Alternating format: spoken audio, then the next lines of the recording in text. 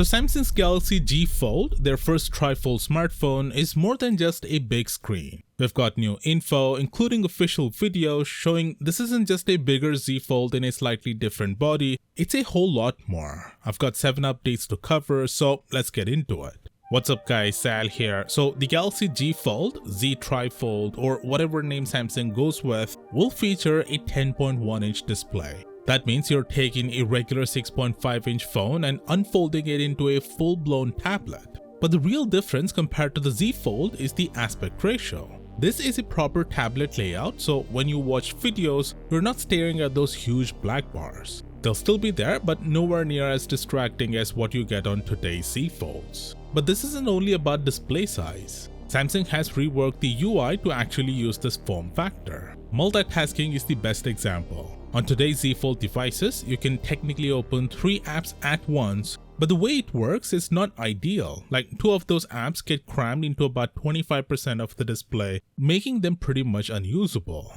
That's why most people don't even bother. The Z Fold changes this entirely. According to Samsung's own One UI builds, this phone will let you run 3 apps side by side, either vertically or horizontally.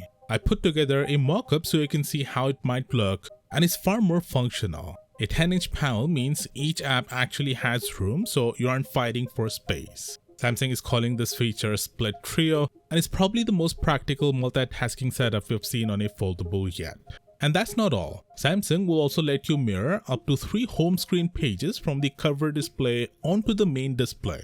That's one more than the Z Fold 7 allows, and it makes managing your layout and productivity a lot more flexible. Official videos also confirm wireless charging, reverse wireless charging, and NFC are all included here. These are basic flagship features, but it's good to see Samsung didn't cut them just because this is a brand new form factor. The only thing to note, you'll need to close the phone before wireless charging. Pretty obvious, but worth pointing out. Now here's some good news. At first we heard this device would only launch in South Korea and China.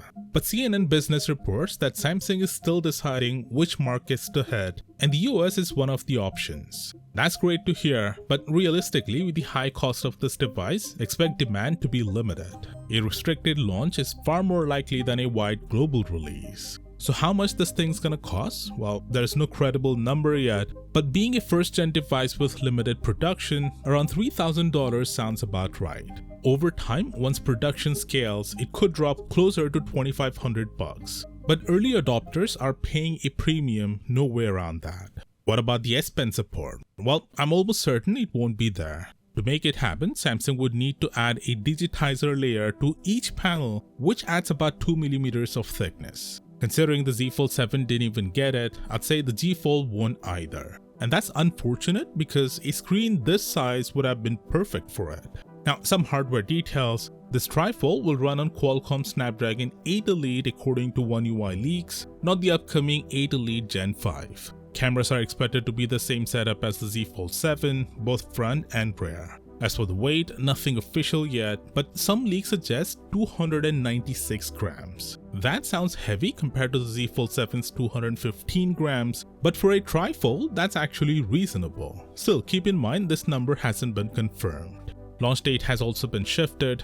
At first, reports said September 28th, but today, ET News, a very reliable Korean source, reports that it's been pushed to October or November. Samsung's Project Muhan headset is set to launch October 21st, but the reports specifically note that the trifold won't launch at that same event. It will get its own separate event. Meanwhile, Samsung will also release XR glasses with Google early next year.